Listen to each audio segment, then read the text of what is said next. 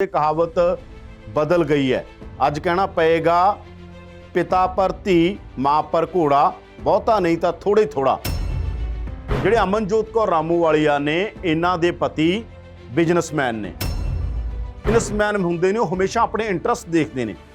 Businessman ਬਾਕੀਆਂ ਦਾ ਭਲਾ ਦੇਖਣ ਤੋਂ ਪਹਿਲਾਂ ਸਭ ਤੋਂ ਪਹਿਲਾਂ ਆਪਣਾ ਭਲਾ ਦੇਖਦਾ ਕਿ ਮੇਰਾ ਭਲਾ ਕਿੱਥੇ ਹੋ ਰਿਹਾ। ਕਦੇ ਇਤਿਹਾਸ ਯਾਦ ਕੀਤਾ ਜਾਏਗਾ ਕਿ ਅਮਨਜੋਤ ਕੌਰ ਰਾਮੂਵਾਲੀਆ ਉਦੋਂ ਬੀਜੇ ਸ਼ਾਮਲ ਹੋਏ ਜਦੋਂ ਬੀਜੇਪੀ ਦਾ ਸਭ ਤੋਂ ਵੱਡਾ ਵਿਰੋਧ ਹੋ ਰਿਹਾ ਸੀਗਾ। ਸਭ ਤੋਂ ਵੱਡੀ ਗੱਲ ਹੈ ਕਿ ਜਦੋਂ ਤਰੁਣ ਚੁੱਗ ਸ਼ਾਮਲ ਕਰ ਰਹੇ ਸੀਗੇ, ਕਿਹਦਾ ਨਾਂ ਲੈ ਰਹੇ ਸੀਗੇ? ਬਲਵੰਤ ਸਿੰਘ ਰਾਮੂਵਾਲੀਆ ਦਾ। ਉਹਨਾਂ ਦੇ ਪਿਤਾ ਵੀ ਇਤਰਾਜ਼ ਜ਼ਾਹਿਰ ਕਰ ਰਹੇ ਨੇ। ਕੋਈ ਲੱਗਦਾ ਹੈ ਕਿ ਉਹਨਾਂ ਦੀ ਵਾਪਸੀ ਹੋ ਸਕਦੀ ਹੈ ਬੀਜੇਪੀ? ਰਾਮੂਵਾਲੀਆ ਵੀ ਆਪਣੀ ਧੀ ਨੂੰ ਕਦੇ ਨਹੀਂ ਦੱਸਦੇ ਸੀਗੇ ਤੇ ਧੀ ਨੇ ਵੀ ਰਾਮੂਵਾਲੀਆ ਨੂੰ ਖਬਰ ਟੈਲੀਵਿਜ਼ਨ ਤੋਂ ਹੀ ਦੱਸੀ। ਪਰ ਇੱਕ ਹਿਸਟੋਰੀਕਲ ਬਲੰਡਰ ਵੀ ਇਸ ਟਾਈਮ ਕਿਹਾ ਜਾਏਗਾ, ਇੱਕ ਇਤਿਹਾਸਕ ਗਲਤੀ ਅਮਨਜੋਤ ਕੌਰ ਰਾਮੂਵਾਲੀਆ ਨੇ ਕੀਤੀ ਹੈ। ਇਤਿਹਾਸ ਦੇ ਇੱਕ ਚੈਪਟਰ 'ਚ ਮਿਲੇਗਾ ਕਿ ਰਾਮੂਵਾਲੀਆ ਪਰਿਵਾਰ 'ਚੋਂ ਇੱਕ ਅਮਨਜੋਤ ਕੌਰ ਰਾਮੂਵਾਲੀਆ ਸੀ ਜਿਹੜੀ ਜਦੋਂ ਸਾਰਾ ਪੰਜਾਬ ਬੀਜੇਪੀ ਦੇ ਨਾਲ ਲੜ ਰਿਹਾ ਸੀਗਾ, ਕਿਸਾਨੀ ਦੇ ਮੁੱਦੇ ਤੇ ਬੀਜੇਪੀ ਧੱਕਾ ਕਰ ਰਹੀ ਸੀ, ਉਦੋਂ ਜਾ ਕੇ ਉਹ ਬੀਜੇਪੀ ਸ਼ਾਮਲ ਹੋ ਗਈ ਸੀ। ਕਦੀ ਜਿਵੇਂ ਗੁਰੂ ਸਾਹਿਬ ਤੇ ਮੁਗਲਾਂ ਦੀ ਲੜਾਈ ਹੋ ਰਹੀ ਹੋਵੇ ਤੇ ਕੋਈ ਜਾ ਕੇ ਪੰਜਾਬ ਦਾ ਸਿੱਖ ਮੁਗਲਾਂ 'ਚ ਸ਼ਾਮਲ ਹੋ ਜਾਵੇ। ਉਹੀ ਜੀ ਗੱਲ ਹੈ। ਮੋਹਾਲੀ ਹਲਕੇ 'ਚੋਂ ਆ ਕੇ ਦਿਖਾ ਦੇਣ, ਨਹੀਂ ਆਉਣ ਦੇਣਗੇ ਕਿਸਾਨ। ਅਸੀਂ ਨਹੀਂ ਕਹਿੰਦੇ ਕਿ ਨਾ ਆਉਣ ਦੇਣ ਉਹਨਾਂ ਨੂੰ, ਸਾਡਾ ਕੰਮ ਹੈ ਰਿਪੋਰਟ ਕਰਨਾ, ਪਰ ਅਸੀਂ ਮਾਹੌਲ ਤਾਂ ਦੇਖ ਰਹੇ ਹਾਂ ਨਾ। ਅਸੀਂ ਅਮਨਜੋਤ ਕੌਰ ਰਾਮੂਵਾਲੀਆ ਕਿਉਂ ਗਏ ਨੇ ਬੀਜੇਪੀ 'ਚ? ਕੀ ਆਉਣ ਵਾਲੇ ਸਮੇਂ 'ਚ ਬੀਜੇਪੀ 'ਚ ਪੰਜਾਬ ਦੇ ਹੋਰ ਲੀਡਰ ਵੀ ਸ਼ਾਮਿਲ ਹੋ ਸਕਦੇ ਨੇ? ਇਸੇ ਹੀ ਗੱਲ ਨੂੰ ਡੀਕੋਡ ਕਰਾਂਗੇ ਰਾਜਨੀਤੀ ਡੀਕੋਡ ਦੇ ਵਿੱਚ ਯਾਦਵਿੰਦਰ ਸਿੰਘ ਦੇ ਨਾਲ। ਯਾਦਵਿੰਦਰ ਜੀ, ਕੀ ਬਲਵੰਤ ਸਿੰਘ ਰਾਮੂਵਾਲੀਆ ਦੇ ਰਾਹ ਪੈ ਗਏ ਨੇ ਅਮਨਜੋਤ ਕੌਰ ਰਾਮੂਵਾਲੀਆ? ਬਿਲਕੁਲ। ਪੰਜਾਬੀ ਦੀ ਕਹਾਵਤ ਹੈ, ਮਾਂ ਪਰ ਧੀ ਪਿਤਾ ਪਰ ਘੋੜਾ, ਬਹੁਤਾ ਨਹੀਂ ਤਾਂ ਥੋੜਾ ਹੀ ਥੋੜਾ। ਪਰ ਮੈਨੂੰ ਲੱਗਦਾ ਅੱਜ ਇਹ ਕਹਾਵਤ ਬਦਲ ਗਈ ਹੈ। ਅੱਜ ਕਹਿਣਾ ਪਏਗਾ ਪਿਤਾ ਪਰ ਧੀ ਮਾਂ ਪਰ ਘੋੜਾ, ਬਹੁਤਾ ਨਹੀਂ ਤਾਂ ਥੋੜਾ ਹੀ ਥੋੜਾ। ਰਾਮੂਵਾਲੀਆ ਦਾ ਅਗਰ ਤੁਸੀਂ ਇਤਿਹਾਸ ਦੇਖੋਗੇ, ਬਲਵੰਤ ਸਿੰਘ ਰਾਮੂਵਾਲੀਆ ਸਿੱਖ ਸਟੂਡੈਂਟ ਫੈਡਰੇਸ਼ਨ, ਉਸ ਤੋਂ ਬਾਅਦ ਸ਼੍ਰੋਮਣੀ ਅਕਾਲੀ ਦਲ ਬਾਦਲ, ਉਹਨਾਂ ਨੂੰ ਛੱਡ ਕੇ ਚਲੇ ਜਾਂਦੇ ਨੇ ਸਮਾਜਵਾਦੀ ਪਾਰਟੀ 'ਚ, ਲੋਕ ਭਲਾਈ ਪਾਰਟੀ, ਕਾਮਰੇਡ ਸਰਜੀਤ ਨਾਲ ਵੀ ਰਹਿੰਦੇ ਨੇ। ਤਾਂ ਰਾਮੂਵਾਲੀਆ ਵੀ ਸਮੇਂ ਸਥਾਨ ਸਥਿਤੀਆਂ ਤੇ ਸੁਵਿਧਾ ਦੀ ਰਾਜਨੀਤੀ ਕਰਦੇ ਰਹੇ ਨੇ। ਇੱਕ ਸ਼ਬਦ ਆ ਪੋਲਿਟਿਕਸ ਆਫ ਕਨਵੀਨੀਅੰਸ, ਯਾਨੀ ਤੁਹਾਨੂੰ ਠੀਕ ਕੀ ਲੱਗਦਾ, ਤੁਹਾਡੇ ਮੁਤਾਬਕ ਠੀਕ ਕੀ ਹੈ, ਉਸ ਤਰ੍ਹਾਂ ਦੀ ਰਾਜਨੀਤੀ ਰਾਮੂਵਾਲੀਆ ਕਰਦੇ ਸੀ। ਉਸੇ ਤਰ੍ਹਾਂ ਦੀ ਰਾਜਨੀਤੀ ਹੀ ਉਹਨਾਂ ਦੀ ਧੀ ਨੇ ਕੀਤੀ ਹੈ। ਇਸੇ ਕਰਕੇ ਮੈਂ ਕਹਾਵਤ ਬਦਲਦੀ ਕਹਿ ਰਿਹਾਗਾ ਕਿ ਉਹ ਕਹਾਵਤ ਜਿਹੜੀ ਹੈ ਤਾਂ ਹੋਰ ਤਰ੍ਹਾਂ, ਪਰ ਅੱਜ ਬਣੇ ਗਈ ਹੈ ਕਿ ਪਿਤਾ ਪਰ ਧੀ ਮਾਂ ਪਰ ਘੋੜਾ। ਤਾਂ ਇਸੇ ਕਰਕੇ ਮੈਂ ਕਿਹਾ ਕਿ ਉਹ ਕਹਾਵਤ ਬਦਲ ਚੁੱਕੀ ਹੈ ਤੇ ਉਸ ਕਹਾਵਤ ਦੇ ਬਦਲਣ ਦਾ ਕਾਰਨ ਇਹ ਹੈ ਕਿ ਰਾਮੂਵਾਲੀਆ ਦੀ ਜਿੰਨੀ ਪੋਲਿਟਿਕਸ ਆ ਗਈ ਉਹ ਇਸੇ ਤਰ੍ਹਾਂ ਦੀ ਰਾਜਨੀਤੀ ਰਹੀ ਹੈ। ਰਾਮੂਵਾਲੀਆ ਨੂੰ ਜਿੱਥੇ ਜਿੱਥੇ ਜੋ ਠੀਕ ਲੱਗਦਾ ਰਿਹਾ ਉਹ ਕੀਤਾ। ਰਾਮੂਵਾਲੀਆ ਨੂੰ ਜੋ ਜੋ ਠੀਕ ਲੱਗਦਾ ਰਿਹਾ ਉਹਨਾਂ ਨੇ ਉਹਦੇ ਮੁਤਾਬਕ ਕੀਤਾ। ਇਸੇ ਕਰਕੇ ਅੱਜ ਉਹਨਾਂ ਦੀ ਧੀ ਦਾ ਬਿਆਨ ਦੇਖੋ ਤੁਸੀਂ। ਉਹਨਾਂ ਨੇ ਕਿਹਾ ਮੈਨੂੰ ਸਭ ਕੁਝ ਪਤਾ ਹੈ। ਰਾਮੂਵਾਲੀਆ ਨੇ ਕਿਹਾ ਕਿ ਮੇਰੀ ਧੀ ਨੇ ਪੰਜਾਬ ਨਾਲ ਗਦਾਰੀ ਕੀਤੀ ਹੈ, ਮੇਰੀ ਧੀ ਨੇ ਸਿਆਸੀ ਖੁਦਕੁਸ਼ੀ ਕਰ ਲਈ ਹੈ। ਪਰ ਦੂਜੇ ਪਾਸੇ ਉਹਨਾਂ ਦੀ ਧੀ ਨੇ ਕਿਹਾ ਕਿ ਮੈਂ ਕੋਈ ਬੱਚੀ ਨਹੀਂ ਹਾਂ, ਮੈਨੂੰ ਸਭ ਕੁਝ ਪਤਾ, ਮੈਂ ਕੀ ਕਰਨਾ। ਤਾਂ ਉਹਨਾਂ ਨੇ ਉਹ ਰਾਜਨੀਤੀ ਕੀਤੀ ਹੈ ਜਿਹੜੀ ਉਹਨਾਂ ਨੂੰ ਲੱਗਿਆ ਉਹਨਾਂ ਲਈ ਠੀਕ ਹੈ। ਜਿਹੜੇ ਅਮਨਜੋਤ ਕੌਰ ਰਾਮੂਵਾਲੀਆ ਨੇ, ਇਹਨਾਂ ਦੇ ਪਤੀ ਬਿਜ਼ਨਸਮੈਨ ਨੇ। ਤਾਂ ਜਿਹੜੇ ਬਿਜ਼ਨਸਮੈਨ ਹੁੰਦੇ ਨੇ ਉਹ ਹਮੇਸ਼ਾ ਆਪਣੇ ਇੰਟਰਸਟ ਦੇਖਦੇ ਨੇ। ਬਿਜ਼ਨਸਮੈਨ ਬਾਕੀਆਂ ਦਾ ਭਲਾ ਦੇਖਣ ਤੋਂ ਪਹਿਲਾਂ ਸਭ ਤੋਂ ਪਹਿਲਾਂ ਆਪਣਾ ਭਲਾ ਦੇਖਦਾ ਕਿ ਮੇਰਾ ਭਲਾ ਕਿੱਥੇ ਹੋ ਰਿਹਾ। ਤਾਂ ਕਿਉਂਕਿ ਉਹਨਾਂ ਦੇ ਪਤੀ ਦਾ ਵੱਡਾ ਬਿਜ਼ਨਸ ਹੈ, ਬਿਜ਼ਨਸ ਨੂੰ ਐਕਸਪੈਂਡ ਵੀ ਕਰਨਾ ਹੁੰਦਾ ਹੈ, ਬਾਕੀ ਥਾਵਾਂ 'ਤੇ ਵੀ ਲੈ ਕੇ ਜਾਣਾ ਹੁੰਦਾ ਹੈ। ਇਸ ਕਰਕੇ ਰਾਮੂਵਾਲੀਆ ਦੀ ਧੀ ਨੇ ਉਹ ਕਦਮ ਚੁੱਕਿਆ ਜਿਹਦੀ ਪੂਰਾ ਪੰਜਾਬ ਆਲੋਚਨਾ ਕਰ ਰਿਹਾ। ਖਾਸ ਤੌਰ ਤੇ ਤੁਸੀਂ ਦੇਖੋ ਜਿਹੜਾ ਜੱਟ ਭਾਈਚਾਰਾ ਹੈਗਾ, ਜੱਟ ਭਾਈਚਾਰਾ ਇਸ ਅੰਦੋਲਨ ਦੇ ਅੰਦਰ ਵੱਡੇ ਪੱਧਰ ਦੇ ਉੱਤੇ ਹੈਗਾ। ਜੇ ਆਪਾਂ ਹਰਿਆਣੇ ਦੇ ਜਾਟਾਂ ਦੀ ਗੱਲ ਕਰ ਲਈਏ, ਯੂਪੀ ਦੇ ਜਾਟਾਂ ਦੀ ਗੱਲ ਕਰ ਲਓ, ਰਾਜਸਥਾਨ ਦੇ ਜਾਟਾਂ ਦੀ ਗੱਲ ਕਰ ਲਓ ਜਾਂ ਪੰਜਾਬ ਦੇ ਜੱਟਾਂ ਦੀ, ਉਸੇ ਕਮਿਊਨਿਟੀ 'ਚ ਆਉਂਦੇ ਨੇ ਰਾਮੂਵਾਲੀਆ ਪਰਿਵਾਰ। ਨਾਲ ਦੀ ਨਾਲ ਸਿੱਖ ਕਹਿ ਦਈਏ ਆਪਾਂ, ਜੱਟ ਤੇ ਸਿੱਖ, ਇਹ ਨਹੀਂ ਕਿ ਬਾਕੀ ਲੋਕ ਨਹੀਂ ਆ ਉੱਥੇ, ਹਿੰਦੂ ਵੀ ਨੇ ਉੱਥੇ ਦਲਿਤ ਭਾਈਚਾਰਾ ਵੀ ਆ, ਉੱਥੇ ਹੋਰ ਭਾਈਚਾਰੇ ਵੀ ਨੇ। ਪਰ ਸਭ ਤੋਂ ਵੱਡੇ ਪੱਧਰ ਦੇ ਉੱਤੇ ਜਿਨ੍ਹਾਂ ਦਾ ਅੰਦੋਲਨ ਆ ਉਹ ਕਿਸਾਨ ਭਾਈਚਾਰੇ ਦਾ, ਤੇ ਉਹਦੇ 'ਚ ਜੱਟ ਸਿੱਖ ਸਭ ਤੋਂ ਮੋਹਰੀ ਨੇ। ਉਸ ਭਾਈਚਾਰੇ 'ਚੋਂ ਉਸ ਤਰ੍ਹਾਂ ਦੀ ਪਾਰਟੀ ਚਲਾ ਜਾਣਾ ਜਿਹਦਾ ਇੱਕ ਐਡਾ ਲੰਮਾ ਵਿਰੋਧ, 8 ਮਹੀਨਿਆਂ ਤੋਂ ਵੱਧ ਵਿਰੋਧ ਕਰਦੇ ਹੋਗੇ ਕਿਸਾਨਾਂ ਨੂੰ, ਤਾਂ ਇੱਕ ਹਿਸਟਰੀ 'ਚ ਲਿਖਿਆ ਜਾਣ ਵਾਲਾ ਚੈਪਟਰ ਹੈ। ਜਿਵੇਂ ਆਪਾਂ ਇਤਿਹਾਸ ਯਾਦ ਕਰਦੇ ਹਾਂ ਨਾ ਕਿ ਗੁਰੂ ਸਾਹਿਬ ਦੇ ਟਾਈਮ ਫਲਾਣੇ ਨੇ ਇਹ ਕੀਤਾ, ਗੁਰੂ ਸਾਹਿਬ ਦੇ ਟਾਈਮ ਫਲਾਣੇ ਨੇ ਇਹ ਕਰਤਾ, ਬਾਬਾ ਬੰਦਾ ਸਿੰਘ ਬਹਾਦਰ ਦੇ ਟਾਈਮ ਤੱਤ ਖਾਲਸਾ ਬੰਦਈ ਖਾਲਸਾ ਇਹਨਾਂ ਨੇ ਕੀਤਾ। ਇਸੇ ਤਰ੍ਹਾਂ ਕਦੇ ਇਤਿਹਾਸ ਯਾਦ ਕੀਤਾ ਜਾਏਗਾ ਕਿ ਅਮਨਜੋਤ ਕੌਰ ਰਾਮੂਵਾਲੀਆ ਉਦੋਂ ਬੀਜੇ ਸ਼ਾਮਲ ਹੋਏ ਜਦੋਂ ਬੀਜੇਪੀ ਦਾ ਸਭ ਤੋਂ ਵੱਡਾ ਵਿਰੋਧ ਹੋ ਰਿਹਾ ਸੀਗਾ। ਤਾਂ ਇਸ ਕਰਕੇ ਜਿਹੜਾ ਇਹ ਕਦਮ ਚੁੱਕਿਆ ਆਪਾਂ ਦੇਖ ਹੀ ਰਹੇ ਹਾਂ, ਪੂਰੀ ਦੁਨੀਆ 'ਚ ਅਮਨਜੋਤ ਕੌਰ ਦੀ ਆਲੋਚਨਾ ਹੋ ਰਹੀ ਹੈ। ਹਾਲਾਂਕਿ ਕਿਸੇ ਪਾਰਟੀ ਸ਼ਾਮਲ ਹੋਣਾ ਕੋਈ ਗੁਨਾਹ ਨਹੀਂ ਆ। ਲੋਕਤੰਤਰ ਦੇ ਅੰਦਰ ਤੁਸੀਂ ਕਿਸੇ ਵੀ ਸਿਆਸੀ ਪਾਰਟੀ ਸ਼ਾਮਲ ਹੋ ਸਕਦੇ ਹੋ, ਪਰ ਜਿਸ ਤਰੀਕੇ ਦੀ ਗੱਲ ਉਹਨਾਂ ਵੱਲੋਂ ਕੀਤੀ ਗਈ ਆ, ਜਿਸ ਤਰੀਕੇ ਦੀ ਗੱਲ ਉਹਨਾਂ ਨੇ ਕਹੀ ਹੈ ਔਰ ਜਿਸ ਤਰੀਕੇ ਦਾ ਉਹਨਾਂ ਨੇ ਜਿਸ ਮੌਕੇ ਦੇ ਉੱਤੇ ਗੱਲ ਕੀਤੀ ਹੈ, ਉਹਦਾ ਵੱਡਾ ਵਿਰੋਧ ਆ। ਹੋ ਸਕਦਾ ਬੀਜੇਪੀ ਕੋਈ ਮਸਲਾ ਹੱਲ ਕਰ ਦਿੰਦੀ, ਅਮਨਜੋਤ ਕੌਰ ਰਾਮੂਵਾਲੀਆ ਬੀਜੇਪੀ ਜਾਂਦੇ, ਸ਼ਾਇਦ ਫਿਰ ਵਿਰੋਧ ਨਾ ਹੁੰਦਾ। ਪਰ ਜਦੋਂ ਇਸ ਤਰ੍ਹਾਂ ਦੇ ਪਰਿਵਾਰ ਦੇ ਅੰਦਰ ਤੁਸੀਂ ਰਹੇ ਹੋਵੋ, ਜਿਹੜਾ ਲਗਾਤਾਰ ਰਾਮੂਵਾਲੀਆ ਦੀ ਇੱਕ ਤਾਂ ਘੱਟੋ ਘੱਟ ਰਿਹਾ ਕਿ ਹਮੇਸ਼ਾ ਉਹ ਐਂਟੀ ਬੀਜੇਪੀ ਰਹੇ ਨੇ, ਜਾਂ ਐਂਟੀ ਜਿਹੜੀ ਕਮਿਊਨਲ ਫੋਰਸਿਸ ਕਹਿ ਦਈਏ, ਜਿਨ੍ਹਾਂ ਨੂੰ ਇਸ ਦੇਸ਼ ਦੇ ਅੰਦਰ ਦੋ ਤਰ੍ਹਾਂ ਦੀ ਰਾਜਨੀਤੀ ਕਹਿੰਦੇ, ਇੱਕ ਪਾਸੇ ਸੈਕੂਲਰ ਫੋਰਸਿਸ ਨੇ, ਦੂਜੇ ਪਾਸੇ ਕਮਿਊਨਲ ਫੋਰਸਿਸ ਐ ਕਿਹਾ ਜਾਂਦਾ। ਔਰ ਬੀਜੇਪੀ ਤੇ ਇਲਜ਼ਾਮ ਲੱਗਦਾ ਰਿਹਾ ਹੈਗਾ। ਤਾਂ ਚਾਹੇ ਉਹ ਕਾਮਰੇਡ ਸਰਜੀਤ ਨਾਲ ਸੀ ਰਾਮੂਵਾਲੀਆ, ਚਾਹੇ ਉਹ ਸਮਾਜਵਾਦੀ ਪਾਰਟੀ ਨਾਲ ਨੇ, ਚਾਹੇ ਉਹ ਬਾਕੀਆਂ ਨਾਲ ਨੇ, ਹਮੇਸ਼ਾ ਰਾਮੂਵਾਲੀਆ ਨੇ, ਈਵਨ ਕਿ ਅਕਾਲੀ ਦਲ ਦੀ ਪੋਲਿਟਿਕਸ ਵੀ ਉਹ ਇੱਕ ਦੌਰ 'ਚ ਰਹੀ ਹੈ। ਬਾਅਦ 'ਚੋਂ ਅਕਾਲੀ ਦਲ ਨੇ ਬੀਜੇਪੀ ਨਾਲ ਸਮਝੌਤਾ ਵੀ ਕੀਤਾ, ਪਰ ਰਾਮੂਵਾਲੀਆ ਇੱਕ ਠੋਕ ਕੇ ਕਹਿੰਦੇ ਰਹੇ ਨੇ ਕਿ ਮੈਂ ਉਸ ਤਰ੍ਹਾਂ ਦੀ ਰਾਜਨੀਤੀ ਨਾਲ, ਹਾਲਾਂਕਿ ਉਹਨਾਂ ਨੇ ਵੀ ਬਹੁਤ ਰਾਜਨੀਤਿਕ ਪਾਰਟੀਆਂ ਬਦਲੀਆਂ ਬਣਾਈਆਂ, ਪਰ ਉਹ ਰਾਜਨੀਤੀ ਨੂੰ ਤਲਾਂਜਲੀ ਦੇ ਕੇ ਅੱਜ ਉਹ ਉਸ ਖੇਮੇ 'ਚ ਖੜੇ ਹੋ ਗਏ ਜਿਹਨੂੰ ਸਿੱਖ ਮੰਨਦੇ ਨੇ ਕਿ ਬੀਜੇਪੀ ਐਂਟੀ ਮਿਨੋਰਿਟੀ ਪਾਰਟੀ ਹੈ, ਬੀਜੇਪੀ ਘੱਟ ਗਿਣਤੀਆਂ ਦੇ ਵਿਰੋਧੀ ਪਾਰਟੀ ਹੈ। ਇਹ ਗੱਲ ਸਿੱਖਾਂ ਦੇ ਜਥੇਦਾਰ ਤੱਕ ਕਹਿੰਦੇ ਨੇ। ਅਕਾਲ ਤਖਤ ਸਾਹਿਬ ਦੇ ਜਥੇਦਾਰ ਨੇ ਕਿਹਾ ਆਰਐਸਐਸ ਤੇ ਬੈਨ ਲੱਗਣਾ ਚਾਹੀਦਾ, ਤੇ ਦੂਜੇ ਪਾਸੇ ਬਹੁਤ ਵੱਡੇ ਪੱਧਰ ਤੇ ਕਿਸਾਨ ਲੀਡਰ ਵੀ ਇਹੀ ਗੱਲ ਕਹਿ ਰਹੇ ਨੇ ਬੀਜੇਪੀ ਦੇ ਖਿਲਾਫ ਲਗਾਤਾਰ ਨੇ। ਇਸ ਕਰਕੇ ਇਹ ਜਿਹੜਾ ਕੁਝ ਹੋਇਆ, ਇਹਦੇ ਤੇ ਇਸੇ ਕਰਕੇ ਇੰਨਾ ਵੱਡਾ ਰਿਐਕਸ਼ਨ ਆ, ਕਿਉਂਕਿ ਲੱਗਦਾ ਇਹ ਹੈ ਕਿ ਇਸ ਤਰ੍ਹਾਂ ਦਾ ਕਦਮ ਨਹੀਂ ਚੁੱਕਣਾ ਚਾਹੀਦਾ ਸੀ। ਕਿ ਬੀਜੇਪੀ 'ਚ ਖੜ ਕੇ ਉਹ ਆਪਣੀ ਸਿਆਸਤ ਕਰ ਸਕਦੇ ਨੇ, ਕੋਈ ਫਾਇਦਾ ਹੋਏਗਾ ਉਹਨਾਂ ਨੂੰ? ਬੀਜੇਪੀ 'ਚ ਖੜ ਕੇ ਸਿਆਸਤ ਕਰਨਾ ਇਸ ਟਾਈਮ ਤਾਂ ਬਹੁਤ ਔਖੀ ਗੱਲ ਹੈ। ਜਿਵੇਂ ਮੈਂ ਪਹਿਲਾਂ ਕਿਹਾ, ਜੇ ਤਾਂ ਬੀਜੇਪੀ ਕੋਈ ਕਦਮ ਚੁੱਕ ਲੇ ਜਿਹਦਾ ਕੁਝ ਨਜ਼ਰ ਨਹੀਂ ਆਉਂਦਾ, ਹਾਲਾਂਕਿ ਬੀਜੇਪੀ ਡਰੀ ਹੋਈ ਹੈ, ਬੀਜੇਪੀ ਝੁਕੀ ਵੀ ਹੋਈ ਹੈ, ਬੀਜੇਪੀ ਨੂੰ ਇਹ ਲੱਗਦਾ ਵੀ ਇੰਨਾ ਲੰਬਾ ਅੰਦੋਲਨ ਅਸੀਂ ਕਿੱਧਰ ਨੂੰ ਲੈ ਕੇ ਜਾਵਾਂਗੇ, ਪਰ ਜੇ ਕੋਈ ਬੀਜੇਪੀ ਵਧੀਆ ਕਦਮ ਚੁੱਕ ਲੈਂਦੀ ਆ, ਫਿਰ ਤਾਂ ਅਮਨਜੋਤ ਕੌਰ ਰਾਮੂਵਾਲੀਆ ਦਾ ਕੁਝ ਬਣ ਸਕਦਾ ਹੈ।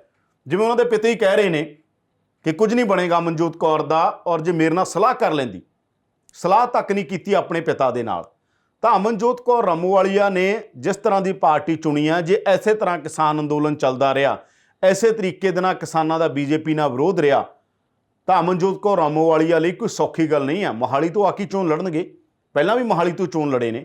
ਰਾਮੂਵਾਲੀਆ ਕਹਿੰਦੇ ਮੈਂ ਕਹਿੰਦਾ ਵੀ ਰਹਾਂਗਾ ਕਿ ਤੁਸੀਂ ਇਹ ਪਾਰਟੀ ਸ਼ਾਮਲ ਨਾ ਹੋ, ਤੁਸੀਂ ਸੰਯੁਕਤ ਅਕਾਲੀ ਦਲ ਯਾਨੀ ਢੀਂਡਸਾ ਹੋਰਾਂ ਵਾਲੀ ਪਾਰਟੀ ਸ਼ਾਮਲ ਹੋ ਜਾਓ।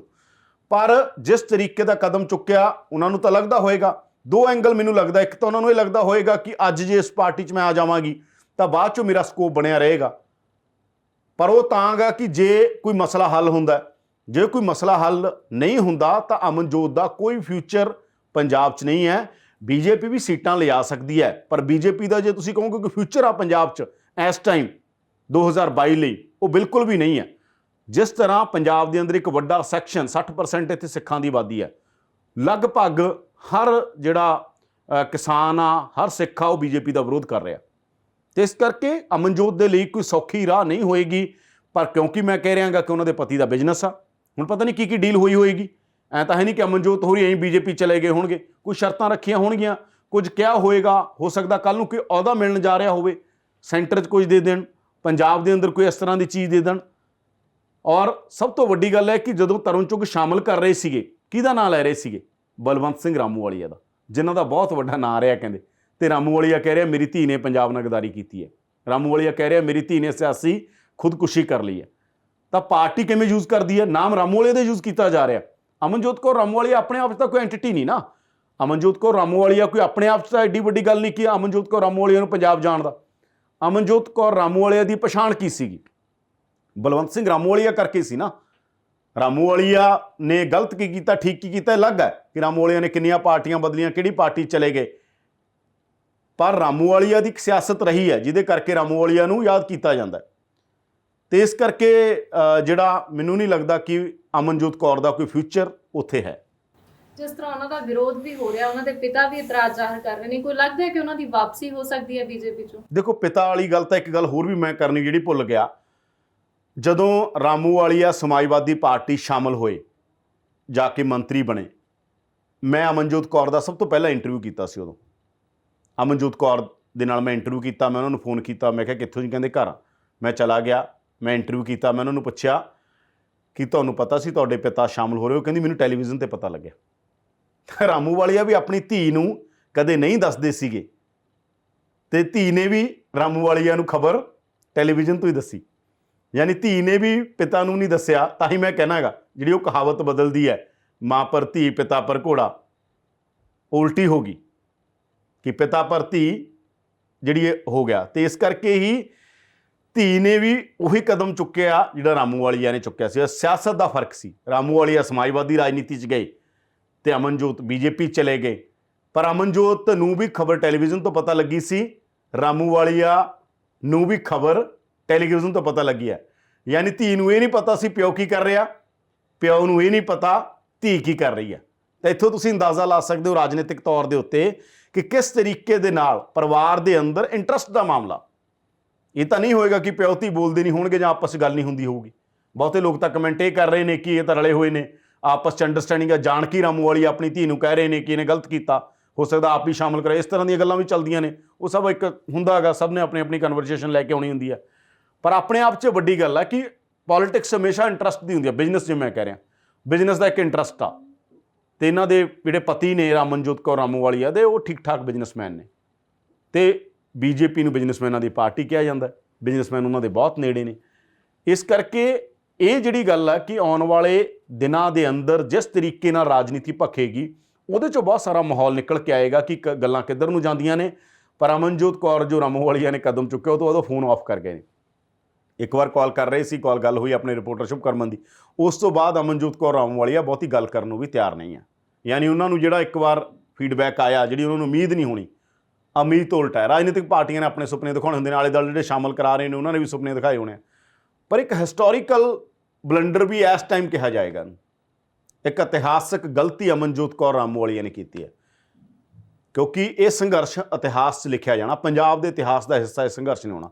100 ਸਾਲਾਂ ਬਾਅਦ ਵੀ, 200 ਸਾਲਾਂ ਬਾਅਦ, 500 ਸਾਲਾਂ ਬਾਅਦ ਇਤਿਹਾਸ ਦੇ ਇੱਕ ਚੈਪਟਰ 'ਚ ਮਿਲੇਗਾ ਕਿ ਰਾਮੂ ਵਾਲੀਆ ਪਰਿਵਾਰ 'ਚੋਂ ਇੱਕ ਅਮਨਜੋਤ ਕੌਰ ਰਾਮੂ ਵਾਲੀਆ ਸੀ, ਜਿਹੜੀ ਜਦੋਂ ਸਾਰਾ ਪੰਜਾਬ ਬੀਜੇਪੀ ਦੇ ਨਾਲ ਲੜ ਰਿਹਾ ਸੀਗਾ, ਕਿਸਾਨੀ ਦੇ ਮੁੱਦੇ ਤੇ ਬੀਜੇਪੀ ਧੱਕਾ ਕਰ ਰਹੀ ਸੀ, ਉਦੋਂ ਜਾ ਕੇ ਉਹ ਬੀਜੇਪੀ ਸ਼ਾਮਲ ਹੋ ਗਈ ਸੀ।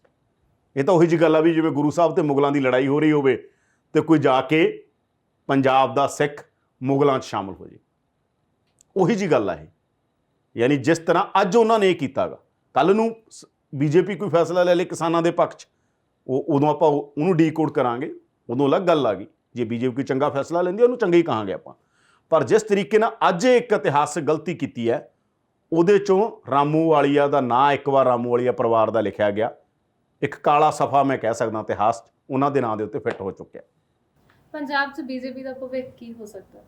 ਬੀਜੇਪੀ ਦਾ ਭਵਿੱਖ ਇਸੇ ਗੱਲ ਦੇ ਨਾਲ ਜੁੜਿਆ ਹੋਇਆ ਪੰਜਾਬ 'ਚ। ਦੇਖੋ, ਬੀਜੇਪੀ ਕੋਸ਼ਿਸ਼ ਕਰ ਰਹੀ ਹੈ ਡੇਰਿਆਂ ਨੂੰ ਪੋਲਰਾਈਜ਼ ਕਰਨ ਦੀ। ਬੀਜੇਪੀ ਕੋਸ਼ਿਸ਼ ਕਰੇਗੀ ਦਲਿਤ ਪੱਤਾ ਖੇਡਣ ਦੀ, ਹਿੰਦੂ ਭਾਈਚਾਰੇ ਨੂੰ ਪੋਲਰਾਈਜ਼ ਕਰਨ ਦੀ। ਪਰ ਇਹ ਪੰਜਾਬ 'ਚ ਇੰਨਾ ਸੌਖਾ ਨਹੀਂ ਹੈ। ਪੰਜਾਬ 'ਚ ਦਲਿਤ ਤੇ ਹਿੰਦੂ ਆ ਜਿਹੜਾ ਮੋਨੋਲਿਥ ਆਇਡੈਂਟੀਟੀ ਨਹੀਂ ਹੈ। ਮਾਲਵੇ ਦਾ ਦਲਿਤ ਹੋਰ ਤਰ੍ਹਾਂ ਸੋਚਦਾ ਹੈ, ਮਾਝੇ ਦਾ ਦਲਿਤ ਹੋਰ ਤਰ੍ਹਾਂ ਸੋਚਦਾ ਹੈ, ਦੁਆਬੇ ਦਾ ਦਲਿਤ ਹੋਰ ਤਰ੍ਹਾਂ ਸੋਚਦਾ ਹੈ। ਇਸੇ ਤਰੀਕੇ ਨਾਲ ਮਾਲਵੇ ਦਾ ਹਿੰਦੂ ਹੋਰ ਤਰ੍ਹਾਂ ਸੋਚਦਾ ਹੈ, ਦੁਆਬੇ ਦਾ ਹਿੰਦੂ ਹੋਰ ਤਰ੍ਹਾਂ ਸੋਚਦਾ, ਮਾਝੇ ਦਾ ਹਿੰਦੂ ਹੋਰ ਤਰ੍ਹਾਂ ਸੋਚਦਾ ਹੈ। ਇੱਥੇ ਕੋਈ ਇੰਨਾ ਸੌਖਾ ਨਹੀਂ ਹੈ ਕਿ ਸਾਰੇ ਹਿੰਦੂ ਨੂੰ ਤੇ ਸਾਰੇ ਦਲਿਤ ਭਾਈਚਾਰੇ ਨੂੰ ਪੋਲਰਾਈਜ਼ ਕਰ ਲੈਣਗੇ, ਜਦੋਂ ਕਿ ਅਕਾਲੀ ਦਲ ਦਲਿਤਾਂ ਦੇ ਨਾਲ ਕੰਪਰੋਮਾਈਜ਼ ਗੱਠਜੋੜ ਕਰ ਚੁੱਕਿਆ ਹੈਗਾ, ਉਹਨਾਂ ਦਾ ਸਮਝੌਤਾ ਹੋ ਚੁੱਕਿਆ ਹੈਗਾ। ਤੇ ਇਸ ਕਰਕੇ ਬੀਜੇਪੀ ਕੋਸ਼ਿਸ਼ ਕਰੇਗੀ। ਬੀਜੇਪੀ ਦਾ ਹਾਲ ਦੀ ਘੜੀ ਪੰਜਾਬ 'ਚ ਕੋਈ ਫਿਊਚਰ ਨਜ਼ਰ ਨਹੀਂ ਕਿ ਬੀਜੇਪੀ ਨੂੰ ਸੀਟਾਂ ਨਹੀਂ ਆਉਣਗੀਆਂ। ਪਰ ਹਾਲ ਦੀ ਘੜੀ ਕਿਸਾਨ ਅੰਦੋਲਨ ਕਰਕੇ ਬੀਜੇਪੀ ਦਾ ਵਿਰੋਧ ਆਪਾਂ ਦੇਖ ਰਹੇ ਹਾਂ। ਅਨਿਲ ਜੋਸ਼ੀ ਵਰਗੇ ਲੀਡਰ, ਵੱਡੇ ਚਿਹਰੇ ਬੀਜੇਪੀ ਦੇ ਮੰਤਰੀ ਰਹੇ ਨੇ। ਔਰ ਸਭ ਤੋਂ ਵੱਡਾ ਡਿਪਾਰਟਮੈਂਟ ਜਿਹੜਾ ਇਹ ਡਿਪਾਰਟਮੈਂਟ ਆ, ਲੋਕਲ ਬਾਡੀ ਡਿਪਾਰਟਮੈਂਟ ਹੈ, ਸਭ ਤੋਂ ਵੱਡਾ ਡਿਪਾਰਟਮੈਂਟ ਆ। ਲੋਕਲ ਬਾਡੀ ਡਿਪਾਰਟਮੈਂਟ ਰਿਹਾ ਹੋਵੇ ਅਨਿਲ ਜੋਸ਼ੀ ਕੋਲੇ, ਮੰਤਰੀ ਰਹੇ ਹੋਣ, MLA ਰਹੇ ਹੋਣ ਤੇ ਪਾਰਟੀ ਛੱਡ ਜਾਣ। ਹੋਰ ਵੀ ਬਹੁਤ ਸਾਰੇ ਬੀਜੇਪੀ ਦੇ ਲੀਡਰ ਪਾਰਟੀ ਛੱਡਣ ਨੂੰ ਤਿਆਰ ਬੈਠਿਆ। ਤਾਂ ਤੁਸੀਂ ਸਮਝੋ ਕਿ ਬੀਜੇਪੀ ਦਾ ਹਾਲ ਕੀ ਹੈ। ਜੇ ਤਾਂ ਬੀਜੇਪੀ ਕਿਸਾਨ ਅੰਦੋਲਨ ਨਾਲ ਕੋਈ ਸਮਝੌਤਾ ਵਧੀਆ ਕਰ ਲਏਗੀ, ਕੋਈ ਵਧੀਆ ਫੈਸਲਾ ਕਰ ਦੇਗੀ, ਤਾਂ ਕਿਸਾਨ ਵੀ ਕਹਿ ਰਿਹਾ ਸੀ ਵੈਲਕਮ ਕਰਾਂਗੇ। ਕਿਸਾਨਾਂ ਨੇ ਕਿਹਾ ਬੀਜੇਪੀ ਨਾਲ ਸਾਡਾ ਕੋਈ ਵੱਟ ਦਾ ਰੌਲਾ ਥੋੜ੍ਹੀ ਹੈ, ਸਾਡੀ ਕੋਈ ਪਰਸਨਲ ਲੜਾਈ ਥੋੜ੍ਹੀ ਹੈ, ਪੋਲੀਟੀਕਲ ਲੜਾਈ ਹੈ। ਯਾਨੀ ਸਿਆਸੀ ਇੱਕ ਮਸਲਾ, ਉਹਦੇ 'ਤੇ ਅਸੀਂ ਇਹ ਗੱਲ ਕਹਿ ਰਹੇ ਹਾਂ ਕਿ ਭਾਈ ਆਹ ਮਸਲਾ, ਸਾਡਾ ਮਸਲਾ ਹੱਲ ਕਰੋ। ਤਾਂ ਇਸ ਕਰਕੇ ਜੇ ਮਸਲਾ ਹੱਲ ਹੋ ਜਾਏਗਾ ਤਾਂ ਬੀਜੇਪੀ ਕੁਝ ਕਰ ਸਕਦੀ ਹੈ ਪੰਜਾਬ 'ਚ। ਜੇ ਕਿਸਾਨ ਅੰਦੋਲਨ ਦਾ ਮਸਲਾ ਹੱਲ ਨਹੀਂ ਹੋਏਗਾ ਤਾਂ ਬੀਜੇਪੀ ਦਾ 2022 'ਚ ਕੋਈ ਫਿਊਚਰ ਨਹੀਂ ਹੈ, ਕੋਈ ਭਵਿੱਖ ਨਹੀਂ ਹੈ। ਸੀਟਾਂ ਤਾਂ ਆਉਣਗੀਆਂ, ਇਹ ਨਹੀਂ ਕਿ ਸੀਟਾਂ ਨਹੀਂ ਆਉਣਗੀਆਂ, ਉਹਨਾਂ ਨੂੰ ਸੀਟਾਂ ਆ ਜਾਣਗੀਆਂ ਜਿੰਨੀਆਂ ਵੀ ਆਉਣਗੀਆਂ। ਪਰ ਬੀਜੇਪੀ ਕੋਈ ਇਸ ਤਰ੍ਹਾਂ ਦੀ ਹੋਏਗੀ ਕਿ ਕਿੰਗ ਮੇਕਰ ਬਣ ਜਾਏਗੀ, ਜਾਂ ਬੀਜੇਪੀ ਕੋਈ ਬਹੁਤ ਵੱਡੀਆਂ ਸੀਟਾਂ ਲੈ ਜਾਏਗੀ, ਬਹੁਤ ਵੱਡੇ ਪੱਧਰ ਤੇ ਪੰਜਾਬ ਦੀ ਸਿਆਸਤ ਨੂੰ ਪ੍ਰਭਾਵਿਤ ਕਰੇਗੀ। ਕਿਸਾਨ ਅੰਦੋਲਨ ਦਾ ਹੱਲ ਨਿਕਲ ਤੋਂ ਬਿਨਾਂ ਬੀਜੇਪੀ ਕੋਲ ਵੀ ਕੋਈ ਹੱਲ 2022 ਲਈ ਨਹੀਂ ਆ। ਕੀ ਪੰਜਾਬ ਦੀਆਂ ਚੋਣਾਂ ਦੇ ਵਿੱਚ ਕਿਸਾਨੀ ਦਾ ਮੁੱਦਾ ਅਹਿਮ ਰਹੇਗਾ? 101%। ਜੇ ਮਸਲਾ ਹੱਲ ਨਹੀਂ ਹੁੰਦਾ, ਪੰਜਾਬ ਦੇ ਅੰਦਰ ਜਿਵੇਂ ਮੈਂ ਕਹਿ ਰਿਹਾ 22, 23, 25% ਆਬਾਦੀ ਤਾਂ ਡਾਇਰੈਕਟ ਕਿਸਾਨੀ ਨਾਲ ਜੁੜੀ ਹੋਈ ਆ। ਉਦੋਂ ਬਾਅਦ ਇਨਡਾਇਰੈਕਟ ਆ, ਜਿਵੇਂ ਖੇਤ ਮਜ਼ਦੂਰ ਆ, ਇਨਡਾਇਰੈਕਟਲੀ ਉਹ ਡਿਪੈਂਡ ਆ ਕਿਸਾਨ ਦੇ ਉੱਤੇ। ਵਪਾਰੀ ਆ, ਆੜਤੀ ਹੈ, ਉਹ ਵੀ ਕਿਸਾਨਾਂ ਨਾਲ ਜੁੜਿਆ ਹੈ। ਜੇ ਫਸਲ ਮੰਡੀ 'ਚ ਆਊਗੀ ਤਾਂ ਪੂਰਾ ਸਰਕਲ ਚੱਲਦਾ ਇਕਨੋਮੀ ਦਾ। ਇਸ ਕਰਕੇ ਕਿਸਾਨੀ ਦਾ ਮੁੱਦਾ ਰਹੇਗਾ। ਇਸੇ ਕਰਕੇ ਹਿੰਦੂ ਭਾਈਚਾਰੇ 'ਚ ਬਹੁਤ ਸਾਰੇ ਲੋਕਾਂ ਨੂੰ ਲੱਗਦਾ ਕਿ ਮਸਲਾ ਹੱਲ ਕਰੋ। ਬਿਜ਼ਨਸ ਕਮਿਊਨਿਟੀ, ਉਹਨਾਂ ਨੇ ਤਾਂ ਬਿਜ਼ਨਸ ਕਰਨਾ, ਉਹਨਾਂ ਨੇ ਕਿਹਾ ਇੰਨਾ ਰਾਮ ਰੌਲਾ ਜਿਹੜਾ ਪੰਜਾਬ 'ਚ ਪੈ ਰਿਹਾ, ਕਿਉਂ ਪੈ ਰਿਹਾ ਹੈਗਾ? ਜੇ ਤੁਸੀਂ ਮਸਲਾ ਹੱਲ ਕਰ ਦਿਓ, ਅਸੀਂ ਬਿਜ਼ਨਸ ਕਰੀਏ, ਉਹ ਖੇਤੀ ਕਰਨ। ਇਸ ਕਰਕੇ ਪੰਜਾਬ ਦੀ ਕਿਸਾਨੀ ਨਾਲ ਪੰਜਾਬ ਦੀ ਇਕਨੋਮੀ ਨੂੰ ਅਗਰੇਰੀਅਨ ਇਕਨੋਮੀ ਕਿਹਾ ਜਾਂਦਾ। ਪੰਜਾਬ ਦੀ ਆਰਥਿਕਤਾ ਦਾ ਚੱਕਾ ਖੇਤੀਬਾੜੀ ਕਮਾਉਂਦੀ ਹੈ ਜਦੋਂ ਫਸਲ ਆਉਂਦੀ ਹੈ ਮੰਡੀਆਂ ਦੇ ਅੰਦਰ। ਇਸ ਕਰਕੇ ਕਿਸਾਨ ਅੰਦੋਲਨ ਦਾ 100% ਪੰਜਾਬ ਦੀ ਪੋਲਿਟਿਕਸ ਦੇ ਉੱਤੇ ਅਸਰ ਸੀ ਔਰ ਰਹੇਗਾ। ਜੇ ਮੈਂ ਕਹਿ ਰਿਹਾ ਕਿ ਮੈਂ ਮੋਟੀ ਜੀ ਗਿਣਤੀ ਕਹਿ ਰਿਹਾ, ਸਿੱਧੀ ਆਪਾਂ ਕਿ ਜੱਟ ਭਾਈਚਾਰੇ ਦੀ ਆਬਾਦੀ ਦਾ ਮਸਲਾ ਕਰ ਲਓ, 20-22% ਬਣਦੀ, ਉਹਦਾ ਡਾਇਰੈਕਟ ਆ। 20-22% ਬਹੁਤ ਵੱਡੀ ਆਬਾਦੀ ਹੁੰਦੀ ਹੈ, ਛੋਟੀ ਆਬਾਦੀ ਨਹੀਂ ਹੁੰਦੀ ਸਿਆਸਤ ਦੇ ਹਿਸਾਬ ਨਾਲ। ਉਸ ਤੋਂ ਬਾਅਦ ਆਪਾਂ 15-20% ਲੋਕ ਉਹ ਨੇ ਜਿਹੜੇ ਡਾਇਰੈਕਟ ਇਨਡਾਇਰੈਕਟ ਖੇਤੀਬਾੜੀ ਦੇ ਉੱਤੇ ਨਿਰਭਰ ਨੇ, ਜਿਨ੍ਹਾਂ 'ਚ ਦਲਿਤ ਭਾਈਚਾਰਾ ਵੀ ਹੈ, ਖੇਤ ਮਜ਼ਦੂਰ ਵੀ ਨੇ, ਜਿਨ੍ਹਾਂ 'ਚੋਂ ਹੋਰ ਲੋਕ ਵੀ ਨੇ, ਜਿਨ੍ਹਾਂ 'ਚੋਂ ਜ਼ਰੂਰੀ ਨਹੀਂਗਾ ਕਿ ਕਿਸਾਨੀ ਸਿਰਫ ਜੱਟਾਂ ਕੋਲ ਹੀ ਹੈ। ਥੋੜ੍ਹੀਆਂ ਬਹੁਤੀਆਂ ਜ਼ਮੀਨਾਂ ਕਿਸੇ ਕੋਲ 2 ਏਕੜ, ਕਿਸੇ ਕੋਲ 3 ਏਕੜ, ਕਿਸੇ ਕੋਲ 5 ਏਕੜ ਹੋਰ ਭਾਈਚਾਰਿਆਂ ਕੋਲ ਵੀ ਨੇ। ਇਸ ਕਰਕੇ ਕਿਸਾਨੀ ਦਾ ਜਾਂ ਖੇਤੀਬਾੜੀ ਹੈ ਜਿਹੜੀ, ਉਹ ਇਕੱਲੀ ਨਹੀਂ ਜੁੜੀ ਹੋਈ ਇੱਥੇ ਜੱਟ ਭਾਈਚਾਰੇ ਨਾਲ। ਉਹ ਸਾਰਾ ਅਸਰ ਰਾਜਨੀਤੀ ਦੇ ਉੱਤੇ ਪਏਗਾ ਤੇ 101% ਸਿਆਸਤ ਪ੍ਰਭਾਵਿਤ ਕਰੇਗੀ। ਇਸੇ ਕਰਕੇ ਅਮਨਜੋਤ ਰਾਮਵਾਲੀਆ, ਮੈਂ ਕਹਿ ਰਿਹਾ ਕਿ ਅਮਨਜੋਤ ਰਾਮਵਾਲੀਆ ਉਹ ਭਾਈਚਾਰੇ 'ਚ ਆਉਂਦੇ ਨੇ, ਉਹ ਤਾਂ ਜੱਟ ਭਾਈਚਾਰੇ 'ਚ ਆਉਂਦੇ ਨੇ, ਸਿੱਖ ਭਾਈਚਾਰੇ 'ਚ ਆਉਂਦੇ ਨੇ। ਉਹਨਾਂ ਦੇ ਲਈ ਰਾਜਨੀਤੀ ਮਾਲਵਿੰਦਰ ਕੰਗ ਵਰਗੇ ਛੱਡ ਕੇ ਚਲੇ ਗਏ ਨਾ ਬੀਜੇਪੀ, ਨੀਲ ਜੋਸ਼ੀ, ਕਿੰਨੇ ਵੀ ਲੀਡਰ ਬੀਜੇਪੀ ਛੱਡ ਕੇ ਚਲੇ ਗਏ, ਕਿੰਨੇ ਛੱਡਣ ਨੂੰ ਤਿਆਰ ਬੈਠੇ ਨੇ।